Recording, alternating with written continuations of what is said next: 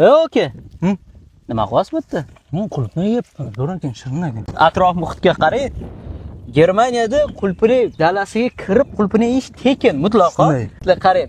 Qulpinini qarang, ishonchni qarang. Akamiz bilmayaptilar. O'rmonlarning ichida joylashgan qulpini maydonlariga hashiylar solib qo'ygan, chiroyli qilib. Bemalol kirishingiz mumkin. Faqat chiqib ketayotganda aka pulini to'lash kerak. O'zingiz bilan olib chiqib ketayotganini. Hozir teramiz. Vijdonan borib pulini to'laysiz. Xo'pmi? Bo'ldi. Naryoqdan chiqib ketmaysiz. Bo'ldi. Akamizni sinab ko'ramiz. Oxirida pulini to'laydimi yoki yo'qmi? Mahmud aka, necha kilo yeb qo'ydingiz taxminan? To'g'risini ayting. Bilmasam, ko'p yevardim lekin. 1-2 kilo bormi? Yemasa kerak. Mana 1,5 kilocha yeb qo'ydim. Germaniya qonunchiligida shunaqa. Xohlagancha yeyishingiz mumkin, lekin olib chiqib ketayotganingizni to'lashingiz kerak. Aka, kassaga yuring. Bo'ldi aka. Qancha bo'ldi? 15,30 €. Pashti 15,5 euro to'ladim. Siz ham vijdonan pul to'ladingiz, qoyil qolsa bo'ladi. Nodir aka, siz lekin nima ortiqcha 2 euro to'ladingiz?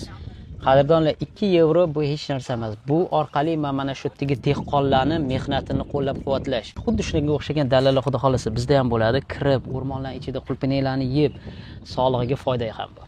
Mazza, emotsiyalar zo'r aka. Xudo xolasa bizda ham bo'ladi nasib. Hammani Germaniyada kutib qolamiz.